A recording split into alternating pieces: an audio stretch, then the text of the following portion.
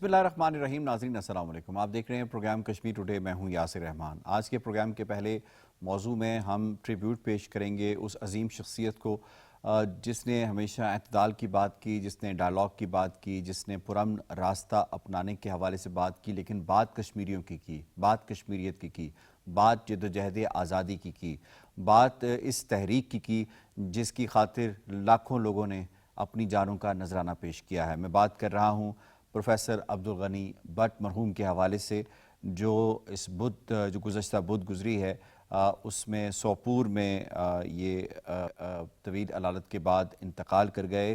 ان کی عمر 89 برس تھی. ایک طویل جدوجہد انہوں نے زندگی میں کی اور انہوں نے اپنا پروفیشن ان کو چھوڑنا پڑا، یا بھارت کی جو استبدادیت ہے اس کی وجہ سے انہیں کنارہ کشی اختیار کرنی پڑی اپنے پروفیشن سے. اس کے ساتھ اگر ہم دیکھیں تو ایک اعتدال کی آواز، باوقار آواز، باوقار اسکالر، استاد اور دانشور شخصیت کے طور پہ مقبوضہ کشمیر میں، آزاد کشمیر میں، پاکستان میں اور جہاں جہاں کشمیری اور پاکستانی بستے ہیں انہیں جانا جاتا ہے اور جانا جاتا رہے گا. اس میں جو ان کی اپنی زندگی کے حوالے سے اگر ہم بات کریں، جو ان کی ایفرٹس رہی ہیں، انہوں نے ہمیشہ یہ بات کی ہے کہ جب بھی ہندوستان نے بات کی کہ ہم ڈائلاگ کی بات کرنا چاہتے ہیں تو انہوں نے ہمیشہ ہندوستان کو اس کے منہ کے اوپر آ کر اس کو جواب دیا. انہوں نے کہا کہ چلیں آپ ڈائلاگ کی بات کرنا چاہتے ہیں تو ڈائلاگ پہ آ جائیں، کشمیریوں کے اس مسئلے کو ڈائلاگ کے ذریعے حل کرنے کی کوشش کریں. اور 2004 میں بھی انہوں نے جب ملاقات کی، 2004 میں ان کی جو ملاقات ہوئی ایل کے اڈوانی کے ساتھ، تو اس وقت بھی انہوں نے کشمیریوں کے موقف کو بڑے بھرپور انداز کے ساتھ وہ سامنے رکھا. اور کل جماعتی حریت کانفرنس کے چیئرمین کے طور پہ بھی جب انہوں نے اپنی خدمات انجام دی تو بڑی ہی ایک اعتدال کے ساتھ انہوں نے بات کی، انہوں نے ڈائلاگ کی بات کی. انہوں نے یہی کہا کہ اس مسئلے کو ہم ڈائلاگ کے ذریعے حل کرنے کی کوشش کریں. تو انہیں ٹریبیوٹ پیش کریں گے پروگرام کے پہلے حصے میں. سب سے پہلے مہمانوں سے تعارف کروا دیتے ہیں. آج ہمیں اسٹوڈیوز میں جوائن کیا ہے شیخ عبدالماجد صاحب نے. آپ سینئر حریت رہنما ہیں اور ہمارا ساتھ دے رہے ہیں ایڈوکیٹ عتیق الرسول صاحب. کشمیر اور جو انڈیا میں معاملات چل رہے ہیں اس حوالے سے بڑی گہری نظر رکھتے ہیں. ڈاکٹر مجاہد گیلانی صاحب نے ہمیں جوائن کیا ہے، نامور اینالسٹ ہیں اور ہمیں جوائن کر رہی ہیں زوم کے ذریعے ڈاکٹر فرح ناز صاحبہ، ماہر ہیں بین الاقوامی امور کی. ڈاکٹر صاحبہ ہم آپ کو اور تمام مہمانوں کو خوش آمدید کہتے ہیں. اس سے پہلے سوالوں کا باقاعدہ آغاز کیا جائے، آپ کو رپورٹ دکھاتے ہیں. 89 برس کی عمر میں وفات پانے والے پروفیسر عبدالغنی بھٹ بہادر اور جرری حریت رہنما تھے، جن کا تعلق سوپور سے 10 کلومیٹر دور شمالی کشمیر کے بوٹنگو گاؤں سے تھا. اس عظیم رہنما نے سری پرتاپ کالج سری نگر سے فارسی، اکنامکس اور سیاسیات پڑھی، جبکہ علی گڑھ مسلم یونیورسٹی سے فارسی میں ماسٹرز اور قانون کی ڈگری حاصل کی. پروفیسر عبدالغنی بھٹ نے اپنی عملی زندگی کا آغاز وکالت سے کیا، لیکن بعد میں درس و تدریس کے شعبے سے وابستہ ہوئے. وہ ایک بہترین استاد مانے جاتے تھے اور مختلف کالجز میں طلباء کو تدریس کے فرائض سر انجام دیتے رہے. 1986 میں انہیں سرکاری ملازمت سے برطرف کر دیا گیا، جس کے بعد وہ عملی سیاست میں آئے. سیاسی میدان میں پروفیسر عبدالغنی بھٹ نے مسلمانوں کی سیاسی تنظیم مسلمان یونائٹڈ فرنٹ کی بنیاد رکھی. آپ مسلم کانفرنس جموں و کشمیر کے صدر اور آل پارٹیز حریت کانفرنس کے چیئرمین بھی منتخب ہوئے اور ایک عرصے تک اس پلیٹ فارم سے کشمیری عوام کے موقف کی نمائندگی کرتے رہے. اپنی سیاست میں ہمیشہ مکالمے، افہام و تفہیم اور پرامن تصفیے کی بات کرتے رہے. اسی وجہ سے انہیں معتدل موقف رکھنے والے رہنماؤں میں شمار کیا جاتا تھا. سیاسی و سماجی رہنماؤں نے ان کی وفات کو ناقابل تلافی نقصان قرار دیا ہے. عبدالغنی بھٹ کی وفات کے بعد کشمیری سیاست اور حریت تحریک میں ایک اہم اور معتدل آواز خاموش ہو گئی، مگر ان کے افکار اور جدوجہد کو ہمیشہ سنہری حروف میں لکھا جائے گا. پروفیسر عبدالغنی بٹ مرحوم نے ایک انٹرویو میں بات کہی. انہوں نے کیا کہا، آپ سے شیئر کرتے ہیں. Kashmir as a dispute has to be taken up in a perspective. The reason being that Kashmir has got linked to the future of South Asia as a whole. We have taken a position that a dialogue, purposeful, productive dialogue should happen between India and Pakistan. It is in the dialogue that we will be able to find a way out. شیخ عبدالماجد صاحب، میں سب سے پہلے آپ کو شامل کروں گا. یہ فرمائیے گا کہ ایک تو اے پی ایچ سی کے سابق چیئرمین بھی رہے، اے پی ایچ سی کا کس طرح سے وہ ٹریبیوٹ پیش کر رہی ہے. دوسرا ان کی شخصیت کے حوالے سے کچھ تو میں نے بتایا، لیکن آپ ذرا ڈیٹیل میں بتا دیجئے گا کہ ان کی جو کنٹریبیوشن رہی اعتدال پسندی کو لے کر لیکن اپنی تحریک کو نہ چھوڑنے تک، ذرا بتائیے گا. سب سے پہلے تو میں इस अजीम शख्सियत को जिनका कल इंतकाल हुआ है, इनको खराज अकीदत खराज तहसीन पेश करना चाहूँगा। जो उन्होंने खदमात दी है कश्मीरी कौम के लिए, बगैर इसके कि इसने ये नहीं सोचा कि जो एक ग्रेट प्रोफेशन इनका था, वो प्रोफेसर थे, जहाँ वो अच्छे तरीके से अपने स्टूडेंट्स को तालीम देते थे, जहाँ पर उनको असली तालीम देते थे वहाँ पर उन्हें आज़ादी की भी तालीम देते थे, हिंदुस्तान के गासिबाना कब्ज़े से निजात देने के लिए भी तालीम देते थे। हकीकत यह है कि प्रोफेसर अब्दुल गनी भट्ट साहब एक मौलिम होने के साथ साथ आला किस्म के मुफक्किर थे, दानिश्वर थे। आज बदकिस्मती से कश्मीरी कौम को ये भारी नुकसान उठाना पड़ा जिसका पुर करना मुमकिन नहीं है। इसमें कोई शक नहीं है कि इन्होंने हमेशा रवादारी का दर्ज दिया है, अमन का दर्ज दिया है। अगर आप देखेंगे 1987 में जब मुत्तहिदा महाज वजूद में आया, उसके फॉर्मेशन में जो प्रोफेसर भट्ट साहब का किरदार था वो भी नुमायां था।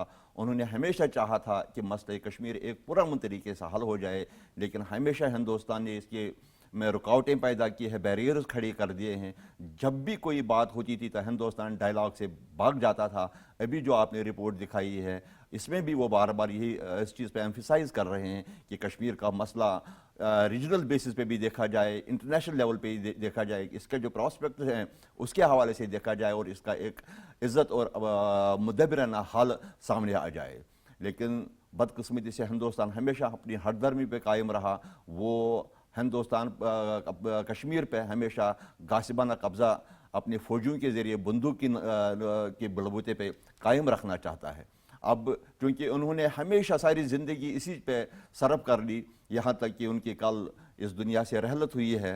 और उसके बाद हिंदुस्तान का रवैया देखे जो उन्होंने सैयद अली शाह गिलानी के वक्त पे उनकी वफ़ात पे अपनाया था, या अशरफ सहराई के वक्त पे उन्होंने अपनाया था, या आनन फानन उन्होंने फ़ौज अपनी फोर्सेस दौड़ा दी अब्दुल गनी भट्ट साहब के घर और उन्हें अहकामात जारी कर दिए कि आप फ़ौरन से पेशतर अब्दुल गनी भट्ट साहब की तदफीन का इंतज़ाम करें। आनन फानन इसीलिए कि एक हिंदुस्तान के ऊपर एक खौफ है, एक दहशत है कश्मीरियों का कि ये किसी जगह मुश्तमिल हो जाए। दिया गया बिल्कुल, मीरवाइज को भी नज़रबंद कर दिया गया। आज की रिपोर्ट मुझे 2-4 साथियों ने वहाँ पर कर लिया। उन्होंने कहा कि हम इस वक्त थाने में, ये आखिरी मैसेज है, पता नहीं हमारे साथ क्या होगा कि आगे क्या होगा। उसके बाद उन्होंने उनके मोबाइल ऑफलाइन हो गए, उनको गिरफ्तार किया गया, थानों में पहुँचा दिया गया ताकि कश्मीरी किसी जगह एक जगह मुश्तमिल न हो जाएँ। वहाँ भारत के खिलाफ जो सेंटिमेंट है वहाँ पर यकीनन नारे लग जाते।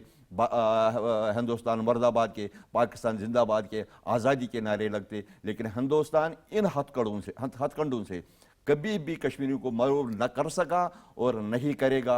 उस वक्त तक कश्मीरी अपने उस हक़ के लिए जो बैनुल अक़वामी कम्युनिटी ने तस्लीम किया है, हिंदुस्तान की क़यादत ने तस्लीम किया है, उस वक्त तक पीछे नहीं हटेंगे जब तक कि वो उसको हासिल नहीं करेंगे। अब्दुल गनी भट्ट साहब का मिशन जिस पे वो सारी ज़िंदगी कायम और दायम रहे, उसको कश्मीरी इंशाअल्लाह अज़ीज़ उस वक्त तक जारी रखेंगे जब तक कि वो अपने मकसद को के हुसूल में कामयाब नहीं हो जाएंगे। ठीक है डॉक्टर मुजाहिद गिलानी साहब, मैं आपको इसमें शामिल करूंगा। एक तो शख्सियत के हवाले से बताइएगा, दूसरा कंट्रीब्यूशन से जिस तरह से जिक्र किया शेख अब्दुल माजिद साहब ने, और उसके साथ साथ एक जो चीज़ है, जैसे इन्होंने एक बड़ी इंपॉर्टेंट बात की। इन्होंने कहा कि जब भी हिंदुस्तान ने डायलॉग की बात की और डायलॉग के पीछे छुपने की कोशिश की तो उन्होंने हमेशा उसका ब्लफ कॉल किया और उन्होंने कहा कि अच्छा तुम डायलॉग की बात करते हो, आओ डायलॉग से इस मसले को हल करने की कोशिश करते हैं। किस हद तक हिंदुस्तान को उन्होंने एक्सपोज किया और बार बार किया? देखिए, जब हम एक जदोजहद आज़ादी की बात करते हैं, तहारीकों की बात करते हैं, तो उसमें जो उस्ताद होता है उसका बड़ा अहम रोल है जी। अभी जिस तरह हम प्रोफेसर अब्दुल गनी भट्ट साहब की बात करते हैं, अगर मैं सैयद अली शाह गिलानी रहमतुल्लाह अलैह की बात करूं तो वो भी एक मुअल्लिम रहे थे। अगर इसी तरह हमारे पास जितनी भी बड़ी फिगर्स हैं जो हमारे इस वक्त कुछ लोग जो जेल में भी मौजूद हैं, वो तमाम के तमाम असातिज़ा के रोल में ज़रूर सामने आए हैं।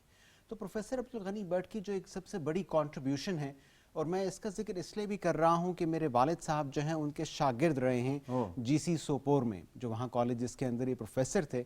मेरे वालिद और मेरे चचा दोनों ही इनके शागिर्द रहे हैं। और बहुत मतलब कल जब मेरी वालिद साहब से भी इस पे बात रही है तो बहुत ही एक जो है ना तारीफ़ के अंदाज में कि किस तरह से उस वक़्त जिस वक़्त की आप समझ लें तहरीक आज़ादी अपने बडिंग स्टेजेस में थी, प्रोफेसर अब्दुल गनी भट्ट ने उस वक़्त के नौजवानों में किस तरह का स्पिरिट इन्फ्यूज़ किया था کس طرح انہیں بتایا، سمجھایا، انداز دیا کہ مقبوضہ جموں و کشمیر کے اندر جو ایک تحریک ہے وہ جنریشنز کی تحریک ہے، وہ تحریک وہ ہے جس کے لیے ہر ایک کشمیری نے بات کرنی ہے، کھڑے ہونا ہے، اور کسی بھی انداز سے جو وہ بات کر سکتا ہو، آزادی کے لیے بات کر سکتا ہو، وہ کرنی ہے۔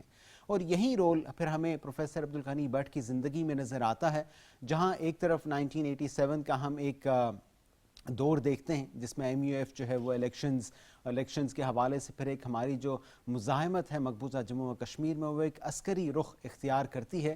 پروفیسر عبدالغنی بٹ نے ہندوستان کو یہ موقع ہی نہیں دیا۔ ایک طرف اقوام متحدہ کشمیریوں کو اجازت دیتی تھی کہ وہ مزاحمتی تحریک جو ہے وہ بندوق کی زور سے اپنا حق استصواب رائے لیں، دوسری طرف اگر ہندوستان باتوں میں، ڈائیلاگ میں، نیگوسیشنز میں، انٹرلوکیوٹرز کے ذریعے سے کسی نہ کسی طرح مذاکرات کی میز پہ بیٹھ کے اپنا ایک بہانہ بنانا چاہتا تھا، پروفیسر عبدالغنی بٹ نے ہندوستان کو وہ موقع بھی دیا کہ چلو تم اگر ہمیں بندوق کے زور سے آزادی نہیں دیتے، تم چاہتے ہو کہ ڈائیلاگ کی بات کی جائے، میز اور مذاکرات کی بات کی جائے، تو چلو بیٹھتے ہیں اور بات کرتے ہیں کہ آخر تمہارے پاس آخر ہے کیا۔ لیکن ہمیشہ یہی دیکھا گیا ہے کہ بلی جب تھیلے سے باہر نکلی ہے تو ہندوستان کے پاس کبھی کوئی جواب نہیں رہا، میز ہمیشہ موجود رہی، کرسی ہمیشہ موجود رہی، لیکن دوسری طرف سے ہندوستان کی طرف سے کبھی بھی امن کا پیغام سامنے نہیں آیا۔ ٹھیک ہے، ایڈوکیٹ عتیق الرسول صاحب، آپ کو سچویشن دیکھیے آپ نے کہ سید علی گیلانی جب ان کا انتقال ہوتا ہے تو اس وقت ہم دیکھتے ہیں کہ ہندوستانی فوج ایکٹیو ہو جاتی ہے اور وہ جا کر حصار ان کے گھر کے گرد باندھ لیتی ہے، اور جس طرح ان کی وصیت تھی اس کے مطابق انہیں شہداء قبرستان میں سپرد خاک بھی نہیں ہونے دیا جاتا، اور انہیں جو حیدر پورہ ہے وہاں پہ ان کی تدفین ہوتی ہے۔ ایسے ہی اگر ہم دیکھیں پروفیسر عبدالغنی بھٹ کے حوالے سے بھی تو انتظامیہ بالکل اس کو سمجھ نہیں آ رہی تھی کہ کس طرح سے کیا جائے، اور انہوں نے سب کچھ ہی شٹ ڈاؤن کر دیا، سب کچھ لوگوں کو قریب نہیں آنے دیا۔ اس سے ہمیں کیا پتہ چلتا ہے کہ کس قدر خائف ہے ہندوستان کی حکومت، ہندوستان کی ریاست اور یہ قابض انتظامیہ؟ اگر آپ حریت رہنماؤں کی یا جو کشمیری لیڈرز ہیں ان کی زندگی اور ان کی وفات اور پھر ان کی وفات کے بعد کے معاملات کو اگر دیکھیں تو آپ کو یہ سمجھ آتا ہے کہ جو ان کی لائف میں ایفرٹس رہیں کشمیریت کے حوالے سے، کشمیریوں کے حوالے سے، کشمیریوں کی جو حقوق ہیں ان کے حوالے سے، نہ وہ زندگی میں جو ہے وہ کسی حوالے سے انڈیا سے سپریس ہوئے یا دب سکے، نہ ان کی ڈیتھ کے وقت اور نہ ان کے بعد جو آنے والے لوگ ہیں جن کو انہوں نے سکھایا ہے وہ کسی حوالے سے دب سکے۔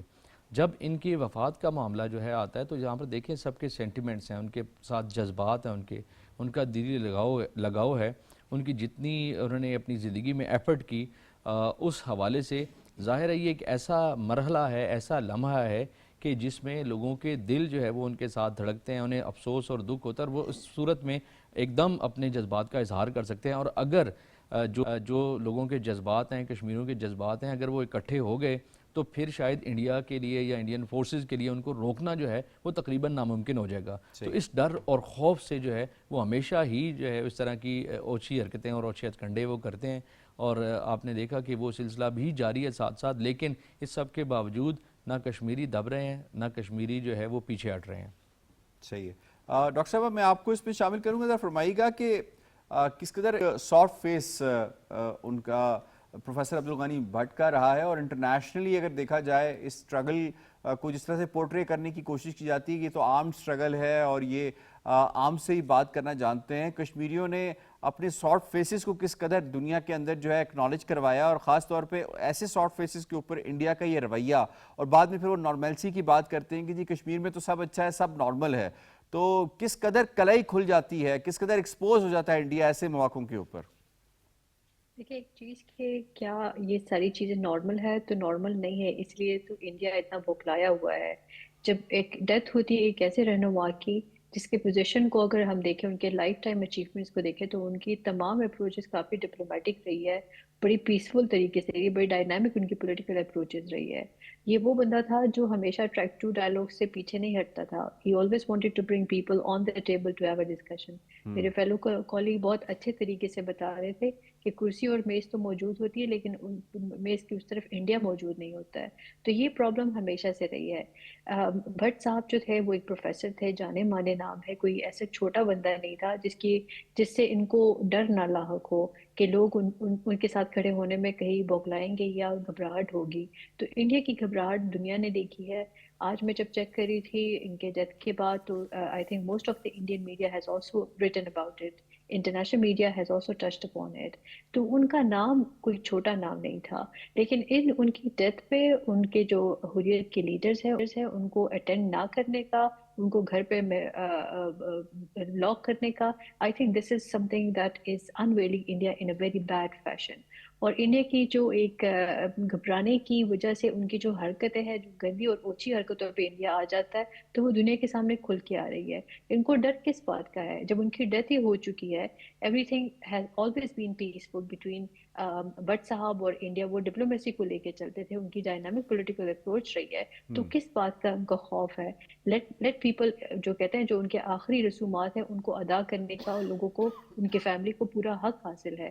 جو لوگ ان کو سپورٹ کرتے ہیں ان کو پورا حق حاصل ہے کہ ان کے فیونرل کو اٹینڈ کرے. لیکن کیوں ایسے روکا کیوں جا رہا ہے؟ اتنی جلدی میں ان کو کیوں دفنانے کے لیے کہا جا رہا ہے کہ ان کو دفنا دے؟ ان کے جو جگہ ان کی فیملی کی پسند ہو وہاں پہ بھی نہیں دفنایا جا رہا ہے. So what the hell is going on? یہاں ایک بات سامنے آ رہی ہے انٹرنیشنل کمیونٹی کے کہ انڈیا گھبرا رہا ہے. لیکن گھبراہٹ کس وجہ سے ہے؟ This is something that the world has to get into.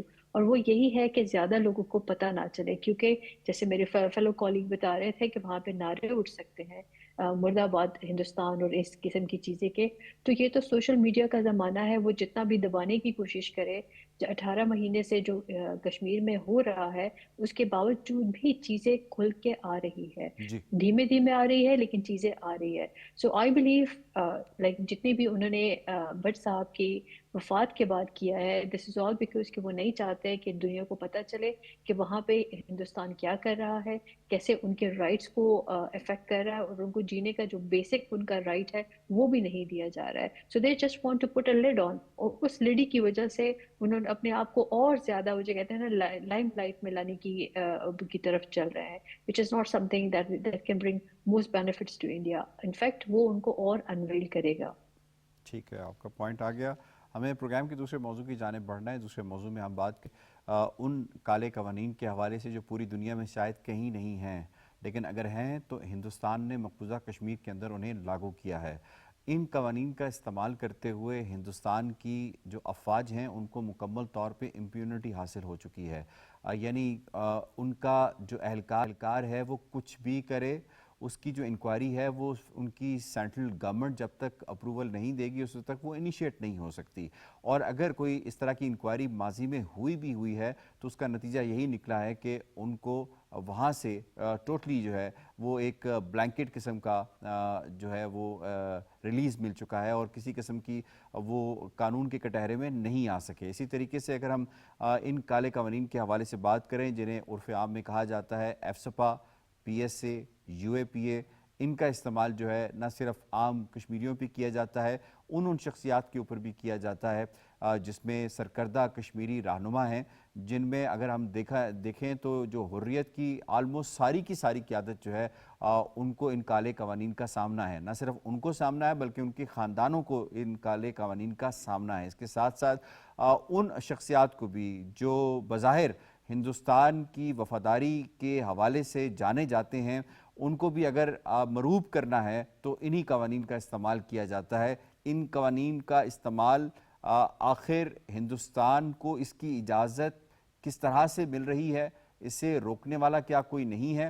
اس کا امپیکٹ مقبوضہ کشمیر کی معیشت، معاشرت کے اوپر کس قدر اور خاص طور پہ سائیکلوجیکلی کتنا پڑ رہا ہے، اس پر ذرا ہم ڈیٹیل میں آج کے پروگرام میں بات کرنے کی کوشش کریں گے. اور خاص طور پہ جو ہندوستان کی عدالتیں ہیں کس قدر وہ ہینڈ اینڈ گلوز ہیں اس فاشسٹ رجیم کے ساتھ، جو کہ اس میں کچھ نہیں کر پا رہی اور وہ اپنی معذوری کا اظہار بار بار کرتی نظر آ رہی ہیں.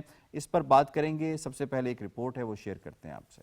मकबूजा जम्मू और कश्मीर में काबिज हिंदुस्तानी फौज को मुतनाज़ा कवानीन के तहत इस्तिस्ना की पॉलिसी ने बैनुल-अक़वामी इंसानी हुकूक की धज्जियां बखेर दी हैं। बच्चे, बूढ़े, जवान, मर्द व ख़वातीन, गरज कोई भी भारतीय जारियत से महफूज नहीं है। जवानों का अगवा, ख़वातीन की इस्मतदरी, तौहीन आमेज अंदाज में फेंकी गई मस्क शुदा लाशें हिंदुस्तान की फिरौनियत का मुंह बोलता सबूत होती हैं। इंसानी हुकूक की संगीन खिलाफ वर्जियों की वजह मकबूजा जम्मू और कश्मीर में नाफिज हिंदुस्तानी हुकूमत के मुतनाज़ा कवानीन हैं, जिनके तहत काबिज फौज को तशद्दुद, मावराए अदालत कत्ल, इस्मतदरी, जबरी गुमशुदगियों, मनमानी हिरासत, नक्ल हरकत और इज्तिमा की आज़ादी पर पाबंदियों समेत वसी खिलाफ वर्जियों का जवाज हासिल है। काबिज फौज को पहले यानी प्रिवेंशन ऑफ टेररिज्म एक्ट 2002 के तहत दहशतगर्दाना सरगर्मियों की रोकथाम और उनसे निमटने के इख्तियारात हासिल थे, जिन्हें 2004 में मंसूख करके UAPA यानी अनलॉफुल प्रिवेंशन एक्ट मुतारिफ करवाया गया। AFSPA के तहत काबिज हिंदुस्तानी फौज को बगैर वारंट गिरफ्तारी, गोली मारने के इख्तियारात दिए गए। हत्ता के बेगुनाह कश्मीरियों की शहादत पर भी हिंदुस्तानी हुकूमत की इजाजत के बगैर मुकदमा नहीं चलाया जाता। एमनेस्टी इंटरनेशनल और अक़वाम मुत्तहिदा जैसे इदारे भी ऐसे मुतनाज़ा कवानीन की मनसूखी का मुतालबा कर चुके हैं। पब्लिक सेफ्टी एक्ट के तहत बगैर किसी इंदराज मुकदमे के 2 साल तक किसी फर्द को जेर हिरासत रखने का इख्तियार भी दिया गया है, जिसे कमसिन बच्चों के खिलाफ भी इस्तेमाल किया गया,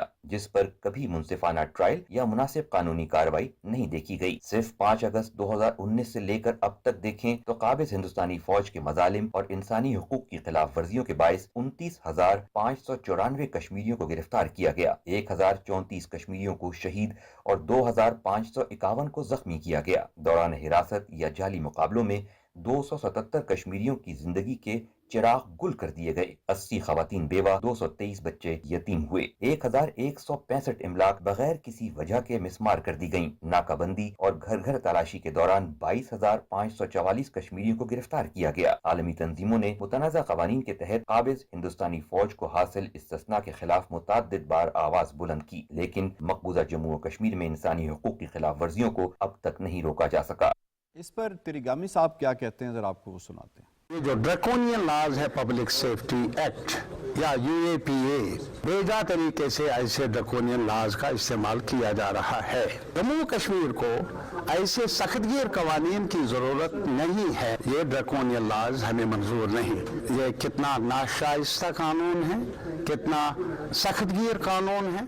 आगा रूह अल्लाह इस हवाले से क्या कहते हैं, जरा आपको वो भी सुनाते हैं। जो भी जम्मू कश्मीर का बाशिंदा है और अपने हक के लिए बात करता है वो सेफ नहीं है। और इस PSA रजीम के खिलाफ लड़े। आज एक MLA पे, कल एक आम शहरी पे, परसों MP पे, किसी दिन किसी और पे, ये हम सभी पे आना है। और ये तभी रुकेगा जब हम सभी हिम्मत करके इसके खिलाफ लड़ेंगे।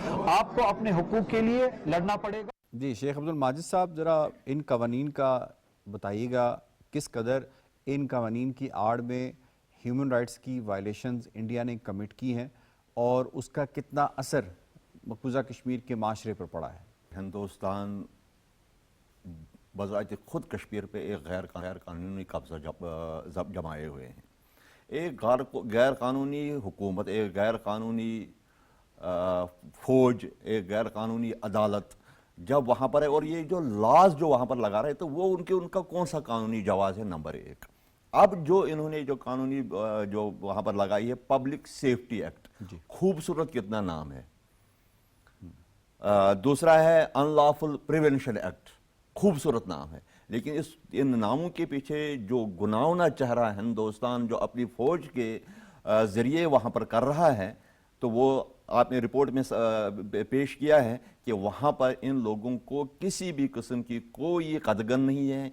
इन्हें फ्री हैंड है, जो चाहे कर लेते हैं, जिधर चाहते हैं छापा मारते हैं, जिधर चाहते हैं गिरफ्तारी हो जाती है, जिधर चाहते हैं मकान डिमोलिश करते हैं, बिजनेस सेंटर्स डिमोलिश करते हैं, जिसको चाहते हैं। इन्होंने इसमें कोई तमीज़ इन्होंने नहीं रखी है कि इसमें कोई बूढ़ा हो, जवान हो, मर्द हो, औरत हो, इवन की बिलो 18 एज, उन लोगों को भी इन्होंने नहीं बख्शा है। और इसने क्या पैदा किया है कि इसने एक और गैर कानूनी तमाशा खड़ा कर दिया हिंदुस्तान कश्मीर के अंदर। और वहाँ पर जब भी कोई फौजी किसी जगह जाता है तो उसको पता है कि मुझे इस्तिस्ना हासिल है, मैं जो चाहूँ कर लूँ, कोई ट्रायल नहीं होता है। और इस चीज़, और उसके बाद क्या करते हैं, जब किसी चीज़ को भी गिरफ्तार करते हैं, किसी को भी जो है ना वो करते हैं, तो फिर इनका 2 साल तक तो ट्रायल ही नहीं है। 2 साल के बाद जब वो कोर्ट में जाता है, वहाँ पर बेचारा बेगुनाह साबित हो जाता है। और जब बेगुनाह साबित हो बाहर आ जाता है, ये दूसरा एक्ट उसको लगा लेते हैं, फिर अंदर कर लेते हैं। तो ये एक बहुत बड़ी प्रॉब्लम हो रही है, और इसकी वजह से जो ह्यूमन राइट्स वायलेशन वहाँ पर हुई है। आप देखें ना, इस वक्त बहुत बड़ा वाक़या जो कश्मीर में हुआ था वो था कुनन पोशपोरा का। वहाँ पर जो गिल्टी थे वहाँ पर, तो उनके ऊपर कौन सी उनसे पूछा गया, कोई उनके ऊपर बाज पुरिश हुई है। लेकिन ये राष्ट्रीय राइफल्स थी। इन चीज़ों ने जो है ना, इन चीज़ों ने कश्मीरियों को एक ट्रॉमा की सिचुएशन में डाल दिया है, और उसकी वजह जब उनके बच्चे गिरफ्तार होते हैं, उनके अजीज़ अकारिब गिरफ्तार होते हैं, उनको जम्मू कश्मीर के जेलों में नहीं रखते हैं, हिंदुस्तान के मुख्तलिफ जेलों में ले जाते हैं।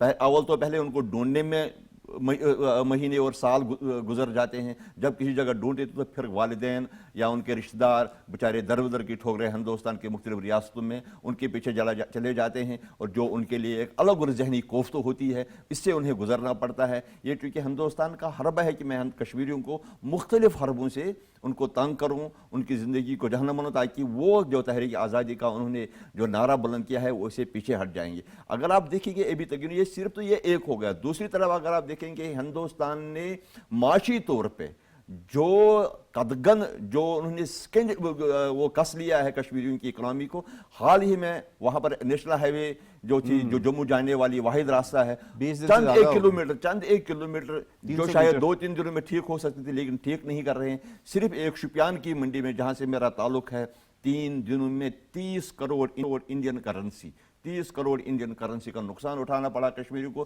सिर्फ शोपियान की मंडी में। सोपोर जो सबसे ज़्यादा प्रोडक्शन सेब की देता है, वहाँ पर क्या हाल होगा। श्रीनगर मंडी का, जहाँ से पूरा कश्मीर सेब लाता है, वहाँ पर क्या हाल होगा। ये भी हिंदुस्तान का एक हर्ब है कश्मीरियों को झुकाने का, लेकिन कश्मीरी ने हमेशा इस चीज़ को साबित किया है कि हिंदुस्तानी के जो हरबे इस्तेमाल किए। बेशक जब 2019 जो हुआ है, उसके बाद हिंदुस्तान ने 8 माह तक जो है ना वो मुहासरा रखा है जम्मू कश्मीर का, कहीं से कोई तरसील नहीं होती थी, लेकिन कश्मीर ने फिर भी अपनी बुनियाद, अपनी मदद आपके साथ सर्वाइव किया, जो हिंदुस्तान के लिए चैलेंज था उस वक्त। हिंदुस्तान के ठीक टैंक उसने इस पे जिससे सोचा आपका था। पॉइंट आ गया। मैं इसमें एडवोकेट अतीक रसूल साहब आपको शामिल करूंगी। फरमाइएगा कि कोई भी इस तरह का मावराए कानून काम किया जाए तो अदालतें, अगर कोई जिंदा माशरे हों या जिंदा कोई रियासतें हों, वहाँ पे अदालतें जो हैं वो अपना एक से रखती हैं और वो उस चीज़ को रोकने की कोशिश करती हैं।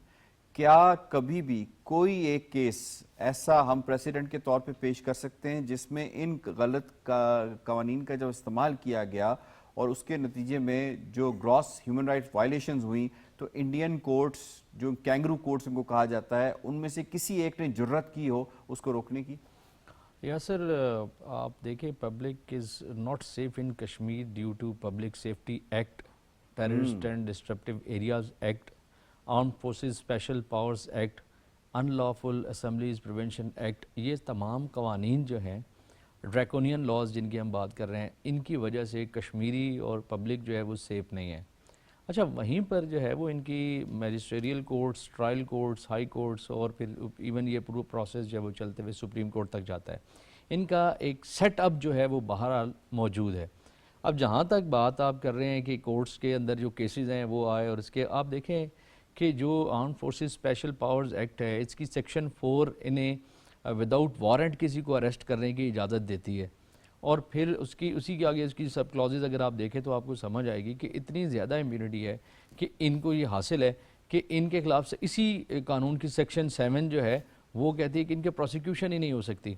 और आप एग्जाम्पल की बात करते हैं, इनके खिलाफ जो हज़ारों के हिसाब से केसेस जो है, जो इन्होंने ये गैर कानूनी काम किए, गैर कानूनी तौर पर लोगों को शहीद किया और गैर कानूनी तौर पर पब्लिक सेफ्टी एक्ट के तहत अरेस्ट किया, कितने केसेस रिपोर्ट हुए, कितने केसेस पर जो है वो प्रोसिक्यूशन हुई और कितने केसेस जो है। अच्छा, सॉरी टू कट यू, इस पे सुप्रीम कोर्ट ऑफ इंडिया का एक डिसीजन है जो जब ये चैलेंज किया गया इन काले कवानीन को, तो सुप्रीम कोर्ट ऑफ इंडिया ने इन काले कवानीन को in the greater interest national security के चक्कर में डाल के तो इन्हें लेजिटिमाइज करार दिया। कितनी मुजरिम है सुप्रीम कोर्ट ऑफ इंडिया उन लोगों की जिनके ऊपर काले कवानीन इस्तेमाल किए गए और उसके नतीजे में उनकी हलाकतें भी हुई, वो जाँबाग भी हुए और आज वो भुगत रहे हैं। यासिर, अगर आप इनके डिसीजंस देखें तो इंटरेस्टिंगली आपको ऐसे जो है वो डिसीजन मिलेंगे जिसमें UDHR का जिक्र होगा, जिसमें इंटरनेशनल जो कॉवेनेंट्स हैं उनका जिक्र होगा,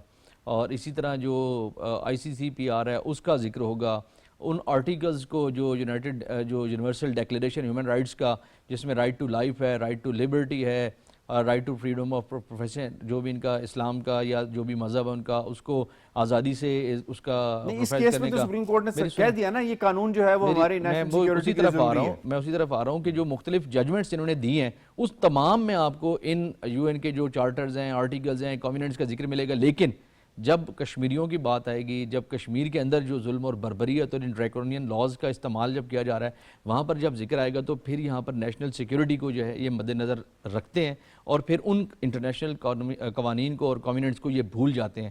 آپ کو یہی جو دوہرا معیار ہے ان کی سپریم کورٹ کے اندر، ان کی ہائی کورٹ کے اندر جو ہے وہ ملتا ہے. تو یہی افسوسناک مرحلہ ہے اور معاملہ ہے کہ جو ان کے تمام سیکیورٹی کے ادارے ہیں اور جو لا اینڈ جسٹس کمیشن ہے ان کا یا سپریم کورٹ ہے، وہ تمام ایک لائن میں ایک طرح سے جو ہے وہ کھڑے ہوئے ہیں اور وہ تمام لوگ جو وائلیشنز ہیں انسانی حقوق کی، جو انہیں ہیومن رائٹس کہتے ہیں، اور ہیومینیٹیرین لاز کی، جب ہم کنفلکٹڈ ایریاز میں یا اللیگلی آکیوپائڈ ایریاز کی بات کرتے ہیں، ان کی وائلیشن کرتے ہوئے نظر آتے ہیں. اس میں جتنی سپریم کورٹ جو ہے وہ آپ اس کو کہتے ہیں، یہ تمام جو ایک سپاہی اور ایک سپریم کورٹ، میں جو یہ سمجھتا ہوں کہ یہ دونوں برابر کے مجرم ہیں اس میں. ٹھیک ہے. اچھا ڈاکٹر صاحب، میں اس میں آپ کو انوالو کروں گا.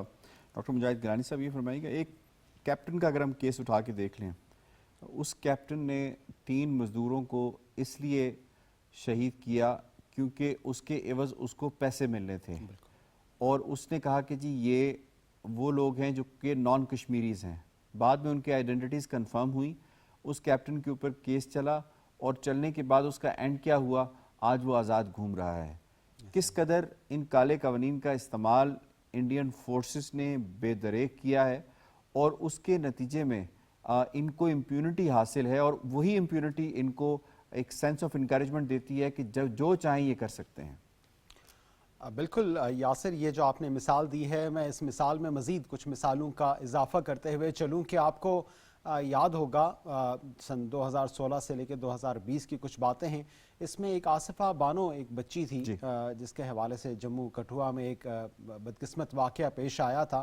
اس میں بھی جو لوگ اس کے میں شامل تھے، انوالو تھے، ان تمام لوگوں کو بالکل بری ذمہ کر دیا گیا. پھر ایک مثال ہمارے پاس ایک کشمیری نوجوان تھا جس کو جو آرمی کی جیپ ہوتی ہے اس کے ساتھ باندھ دیا گیا ہیومن شیلڈ کے طور پہ. صرف ایک نہیں بلکہ کئی مثالیں تھیں. فاروق ڈار، عرفان، یہ تمام نام تھے. اس میں بھی ایک نام تھا میجر گوگئی جس نے باندھا، بعد میں اس کو انعام دیے گئے. میجر گوگئی جو ہے اس کو انعام دے دیا گیا تھا. اس کے بعد یہ امپیونٹی کی مثالیں ہیں. پھر صرف یہی نہیں، آگے کچھ مثال اس طرح بھی آتی ہے جس کا آپ نے بالخصوص ذکر کیا کہ وہاں پہ جتنے بھی کشمیری ہیں، فوج نے، وہاں کی جو ایک دہشت گرد فوج ہے، اس نے A++ اور اس طرح سے جو ہے رینکنگ کر کے وہاں پر فوجیوں کو، اپنے وہاں کے جو دہشت گرد ہیں، جو سیکیورٹی فورسز ان کو کہا جاتا ہے، ان کو یہ کھلے عام چھوٹ دے دی ہے کہ آپ جس کو بھی وہاں پہ شہید کرتے ہیں اس طرح کا نام رکھیں، آپ کو اتنے اس کے پیسے مل جائیں گے، اتنا آپ کو اس کا عوض مل جائے گا. تو یہ ایک ایسی خوفناک حقیقت ہے جس کی بلبوتے، جس کی باعث وہاں اس وقت مکمل وادی کے اندر، جموں و کشمیر کے اندر ایک خوف و ہراس کی ایک جنرل کیفیت ضرور موجود رہتی ہے. اسی کو جب ہم آگے مزید چلاتے ہیں تو ہم تھوڑا سا اس کو ابھی ریسنٹ واقعات میں آپ اگر دیکھیں، فردوس میر ایک ہے جوان، اس کی شہادت کر دی جاتی ہے. اسی طرح اویس احمد، ابھی 3-4 دن پرانی بات ہے، ظہور صوفی ہے. یہ وہ سارے نام ہیں جو ابھی بانڈی پورہ اور ان علاقوں کے اندر ان کو شہید کر دیا گیا. پہلے کنسنٹریشن کیمپ میں اپنے پاس لے کے تشدد کیا گیا اور اس کے بعد لاش کو بے دردانہ طریقے سے پھینک دیا گیا.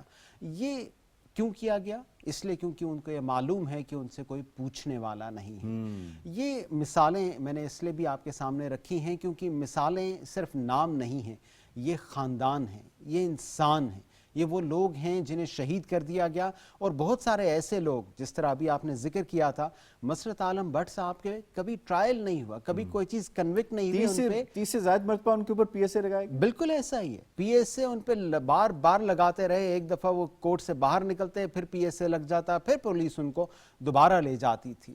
سیدہ آسیہ اندرابی صاحبہ کو دیکھ لیجئے، پی ایس اے ان کے اوپر اتنی دفعہ لگ چکا ہے کہ خواتین کے اندر میرے خیال سے سب سے زیادہ پی ایس اے ان کے اوپر لگا ہے. اور جس طرح ابھی عتیق رسول صاحب نے بھی نام لیا ہے، ڈاکٹر قاسم فختو جو ہیں، ان کے اوپر ٹاڈا اور جو یہ ٹاڈا کا تو اب قانون ہی ختم ہو چکا ہے جو ہے وہ ہسبینڈ ہے. جی بالکل, وہ ٹاڈا کا قانون اب انہوں نے ریپلیس کر دیا ہے, لیکن وہ ٹاڈا کا قانون ان کے اوپر لگا دیا گیا اور ان کو لائف امپریزنمنٹ جو ہے آج تک 32 سال کے باوجود وہ جیل میں مقید ہیں. اور یہ تمام نام, اور یاسین ملک صاحب کے حوالے سے, شبیر شاہ صاحب کے حوالے سے آپ دیکھتے ہیں, یہ تمام وہ لوگ ہیں جو ان ڈریکونین لاز کا شکار بنے ہیں. کیوں؟ صرف ایک ہی وجہ ہے کہ ہندوستان کشمیریوں کو ان کا حق استصواب رائے نہیں دینا چاہتا.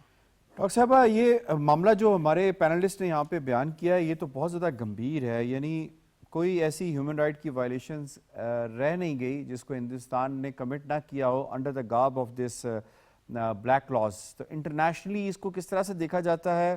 ہندوستان اس کی جسٹیفیکیشن کیا پیش کرتا ہوا نظر آتا ہے؟ جیسے کہ یونائٹڈ نیشن کی جنرل اسمبلی کا بھی اجلاس ہونے والا ہے, اس کے ساتھ ساتھ اگر ہم دیکھیں تو اگر ہم جنیوا میں وہاں پہ بات کر لیتے ہیں یا کوئی اور دنیا میں جو اکٹھ ہوتے ہیں اس حوالے سے بات کرتے ہیں, ہندوستان دنیا کو فیس کیسے کر سکتا ہے ان تمام چیزوں کے ہوتے ہوئے؟ دیکھیے ایک چیز کہ ہندوستان دنیا کو فیس کیسے کرے گا, جب ایک کوئی ملک یا اس کے رہنما بے شرم ہو جاتے ہیں تو ان کو کوئی فکر ہی نہیں ہوتی ہے کہ کیسے فیس کرنا ہے. فرسٹ تھنگ کہ انہوں نے یہ قوانین بنائے ہی اس لیے ہیں کہ اس کو مس یوز کرے, اور پھر انڈر جو سیکیورٹی کا بینر کہ نیشنل سیکیورٹی, یہ تمام چیزیں آپ ان کے اپنے تمام ایکشنز کو وہ جسٹیفائی کر رہے ہیں اور بڑے خوبصورتی سے جسٹیفائی کر رہے ہیں. تو ہم یہ نہیں کہہ سکتے ہیں جب ہم ان کو چیلنج کرتے ہیں so they will bring along all those fancy laws جن کے بارے میں میرے فیلو پینلسٹ بار بار ان کو ریفر کر رہے تھے. So all those laws they still exist. کیسے ہندوستان کو ان پہ چیلنج کیا جائے کہ what you are doing in Kashmir and what sort of laws you have put in place in the country, these are two different things. اب کشمیر میں جس طریقے سے وہ وائلیشن کر رہے ہیں, جس طریقے سے وہ اگر ریپ کا بھی اٹھا لے, مرڈر کا اٹھا لے, جو بھی آپ کوئی ظلم و ستم اٹھا لے, بیسک رائٹس, ہیومن رائٹس, وہ تمام چیزیں اٹھا لے تو اس سب کی وائلیشن ہو رہی ہے. But now the problem is how to make India accountable for its actions in Kashmir. کیسے وہ کیا جائے, کس طریقے سے وہ کیس پریزنٹ کیا جائے. میرے خیال سے دنیا جانتی ہے کہ کشمیریوں کے ساتھ ظلم ستم sorry to cut you here doctor صاحبہ, اب دنیا اس قدر جانتی ہے کہ ایمنسٹی انٹرنیشنل نے اس کے اوپر کئی دفعہ اپنی رپورٹ میں ذکر کیا, ہیومن رائٹس واچ نے ذکر کیا, یونائٹڈ نیشن کے اسپیشل ریپورٹرز نے اس کے اوپر ذکر کیا, آئی سی جے تک نے اس کے اوپر ذکر کیا جو یہ بلیک لاز ہیں ان کے حوالے سے. جی بالکل ذکر کیا ہے کیونکہ اویئرنیس ہے کہ ہاں یہ وہاں پہ ہو رہا ہے. Now the problem is how to make India accountable. یہاں پہ یہ جتنے بھی آرگنائزیشنس ہیں ان کو بھی سمجھ نہیں آ رہی کہ کیسے کیا جائے, کیونکہ ہندوستان انڈیا اس کو اپنے نیشنل سیکیورٹی کا ایشو قرار دے رہا ہے. تو under that umbrella they can justify all their ill means اور ایکشن جو بھی وہ وہاں پہ کر رہے ہیں. دا پرابلم از کہ ان کو جسٹیفیکیشن کے لیے we need to have very stronger argumentation, اور ہمیں یہ بات بار بار کہتے ہیں نا پریزنٹ کرنا پڑے گا ان تمام فورمز پہ کہ یہ اب بھی ہو رہا ہے, اب بھی ہو رہا ہے. وہ خود بھی مانتے ہیں, اور when you bring them up to the international forum again and again, there is a chance کہ وہ اس بات کو سنیں گے اور سمجھنے کی کوشش بھی کریں گے, and probably they will put up some pressure on India.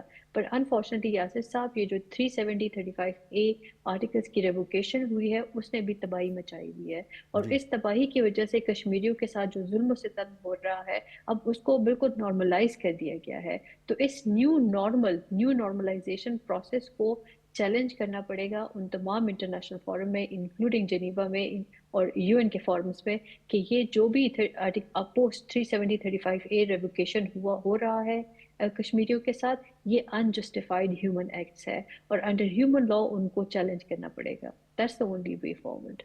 شیخ عبد الماجد صاحب, ان یور اوپینین کس طرح اس کو روکا کیسے جا سکتا ہے؟ جو کچھ یہ ابھی کمٹ کر رہے ہیں, یہ جو گراس ہیومن رائٹس کی وائلیشنز کر رہے ہیں, جو کرائمز کر رہے ہیں, کس طرح روکا جا سکتا ہے؟ یاسر صاحب, جیسے میم نے یہ بھی بتایا کہ اس کے لیے تو ہمیں ایک منظم طریقے سے باضابطہ ایک کمپین کرنی پڑے گی, لوکل لیول پہ بھی اور انٹرنیشنل لیول پہ بھی. دیکھیں ابھی آپ نے ابتدائی رپورٹ چلایا ہے, ایم ایل اے ہے یوسف طارقانی صاحب, وہ اس کے لیے آواز اٹھا رہے ہیں. ہمیں اس چیز کو بھی مد نظر, اور یہ چیزیں ہم نے دنیا کے سامنے لانی چاہیے. मेंबर ऑफ लोक सभा जो है रूहुल्ला, वो इस पे आवाज़ उठा रहा है। और इसके अलावा अगर आप देखेंगे हिंदुस्तान के बड़े बड़े वकला, बड़े बड़े दानिश्वर भी इसके ख़िलाफ़ हैं। वो कहते हैं कि ये ड्रैकोनियन लॉज जो है कश्मीर में इम्प्लीमेंट है, इसका कोई जवाज़ नहीं बनता है। हमें वो तमाम चीज़ों को एक मरबूत तरीके से, मुनज़्ज़म तरीके से दुनिया के सामने उसको पेश करना पड़ेगा। अगर आप देखेंगे ना, तो ये जो PSA जो फ्रीक्वेंटली जम्मू कश्मीर में इस्तेमाल हो रहा है, ये शेख अब्दुल्ला ने 1978 में टिम्बर माफिया के खिलाफ लाया था, लेकिन उसका अपना बेटा डॉक्टर फारूक अब्दुल्ला भी इस लाश से नहीं बच पाया। उसका पोता उमर अब्दुल्ला जो इस वक्त नॉमिनल चीफ मिनिस्टर है इस वक्त, वो भी नहीं बच पाया। इसमें महबूबा मुफ्ती जिसने BJP के साथ कोalition गवर्नमेंट बनाई, वो भी नहीं बच पाई। यानी कि हमारे पास एक ऐसा काफ़ी ज़्यादा मवाद है, लेकिन इसको एक मरबूत तरीके से दुनिया के सामने जब तक नहीं लाया जाएगा, तब तक हिंदुस्तान इन इक़दामात से नहीं रुकेगा। जी, मैं इसमें डॉक्टर साहब आपको इन्वॉल्व करूँगी। ये फरमाइएगा कि तहरीक पे इसका कितना असर पड़ेगा या पड़ रहा है जब ये काले कवानीन इस्तेमाल होते हैं। तो ख़ास तौर पे जैसे सैयद अली गिलानी मरहूम ने जो बात कही थी, उन्होंने ये बात कही थी कि हिंदुस्तान से हमें कोई भी खैर की उम्मीद नहीं है। तो किस कदर इससे तहरीक जो है वो तेज़ से तेज़ तर होती जा रही है? देखिए यासिर, जब हम तहरीक आज़ादी की बात करते हैं तो हमें ये मानना और तस्लीम करना पड़ेगा कि मकबूजा जम्मू और कश्मीर के अंदर जितने भी लोग हैं जिन्होंने इस राह में अपने आप को वक्फ कर दिया है, उन्होंने नताइज का नहीं सोचा। वो ये नहीं सोचते कि अगर पाकिस्तान जिंदाबाद, जीवे जीवे पाकिस्तान, या फिर हिंदुस्तान से आज़ादी का मुतालबा करेंगे तो सामने खड़ा हिंदुस्तानी फ़ौजी उन्हें गोली मार सकता है। सही। वो ये भी जानते हैं कि उन्हें जेलों में मुक़य्यद किया जा सकता है। ये भी है कि वहाँ जो कुछ लोग थोड़ा बहुत रोज़गार है, कुछ किसी न किसी का कारोबार है, वो तक बंद कर दिया जाता है। लेकिन इन तमाम चीज़ों के बावजूद, जिस तरह सैयद अली शाह गिलानी का एक जेल तो नहीं, मतलब एक दरवाजे से निकलते हुए एक छोटी सी स्टेटमेंट है कि हिंदुस्तान की जमहूरियत का जनाजा निकल रहा है। दरवाज़ा खोलो। बिल्कुल बिल्कुल ज़माना इनका डायलॉग है कि दरवाज़ा खोलो तो हिंदुस्तान की जमहूरियत का जनाजा निकल रहा है। बिल्कुल ऐसा ही है। ये एक जलील क़दर, एक रजुल अज़ीम के अल्फाज हैं। फिर दूसरी तरफ आप ये भी देख लीजिए कि यासीन मलिक साहब को लाइफ इम्प्रिजनमेंट हो जाती है। डॉक्टर कासिम फख्तू 32 साल से जेल में हैं। शब्बीर शाह साहब जो हैं वो भी 30 साल से ज़ायद अरसा हो चुका उन्हें जेल में। लेकिन उसके बावजूद इन काले कवानीन की जहाँ कोई बुनियाद ही नहीं है, तो इनको ख़त्म करने के लिए फ़कत कोई एक डील, फ़कत एक सर झुकाव, फ़कत एक हैंड शेक की ज़रूरत है। लेकिन उसके बावजूद कोई कश्मीरी इसको तैयार ही नहीं है करने के लिए। अभी भी मैं आपको मिसाल दूं कि सैयदा आसिया अंद्राबी के केस का फ़ैसला अगस्त के पहले हफ्ते में आना था, लेकिन वो फ़ैसला डेफर कर दिया गया। क्यों? क्योंकि उस दिन जज को हुक्म हो गया कि आपने आज छुट्टी करनी है। ये मिसालें हैं वहाँ मकबूजा जम्मू और कश्मीर के लोगों की, सिर्फ कुछ घरानों की नहीं बल्कि हज़ारों यानी इन केसेस की सुनवाई के हवाले से आप कह रहे हैं कि कभी जज छुट्टी पे चला जाता है और कभी वकील छुट्टी पे चला जाता है। बिल्कुल ऐसा ही है। और ये एक ऐसी हकीकत कई केसेस के अंदर तो वकील भी नहीं होते। जैसे यासीन मलिक साहब का केस अगर हमारे सामने आ जाए, उसको अगर हम देखें तो वकील जो है वो भी नहीं मैसर था, तो उन्होंने अपना केस खुद लड़ा है। और इस सब के बावजूद मैं जिस चीज़ पे ख़त्म करता हूँ, उसके बावजूद आप ये देख लीजिए कि गुज़श्ता 6 सालों में हिंदुस्तान को 30,000 के करीब लगभग कश्मीरियों को क़ैद में डालना पड़ा है। वो 30,000 इसीलिए क़ैद में डले हैं क्योंकि उन्होंने अपना हक़ आज़ादी, उन्होंने हिंदुस्तान से आज़ादी के लिए आवाज़ बुलंद। तो नटशल में अगर हम ये कहें कि इस तरह के हरबों से ये तहरीक को रोक नहीं पाए, बल्कि तहरीक इससे मज़ीद तेज़ होगी। बिल्कुल, ये हमेशा जला बख्शती है तहरीकों को। जितना दबाएंगे, where there is operation, resistance ultimately is the answer. ठीक है, आपका पॉइंट आ गया जी। I have to wind up. मुझे शुक्रिया अदा करना है अपने तमाम मुअज़्ज़िज़ मेहमानों का। आज के प्रोग्राम के हवाले से रिपोर्ट, शॉर्ट्स और तज्ज़िया और तबसरा आपने मुलाहिज़ा किया। प्रोग्राम कश्मीर टुडे से इतना ही। यासिर रहमान को दीजिए इजाज़त। अल्लाह ने के बाद।